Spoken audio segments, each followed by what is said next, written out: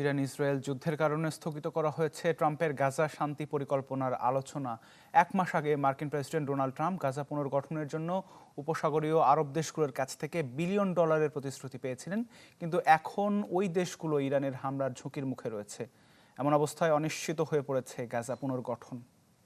72 ঘন্টা moisture lock সমৃদ্ধ lily body wash, শিয়া বাটারের goodness skin repair করে রাখে সফট ও গ্লোয়িং।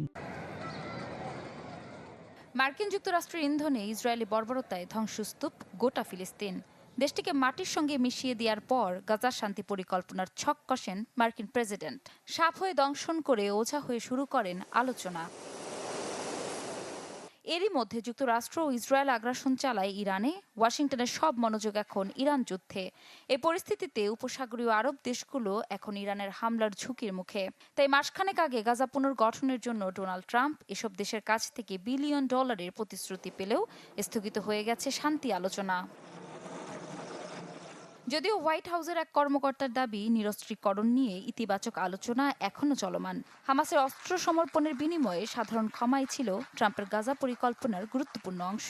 এর ফলে গাজা পুনর্গঠন ও ইসরায়েলি সেনা প্রত্যাহারের পথ তৈরি হবে বলে পরিকল্পনায় জানানো হয়।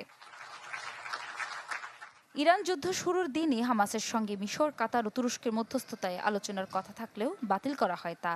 তবে ইরান যুদ্ধের কারণে গাজায় ইসরায়েলের হামলার ধার কিছুটা কমলেও পুরোপুরি বন্ধ হয়নি। 28 ফেব্রুয়ারি থেকে এখন পর্যন্ত প্রাণ গেছে অন্তত 16 জন ফিলিস্তিনির। ইফশিতা জামান, চ্যানেল 24।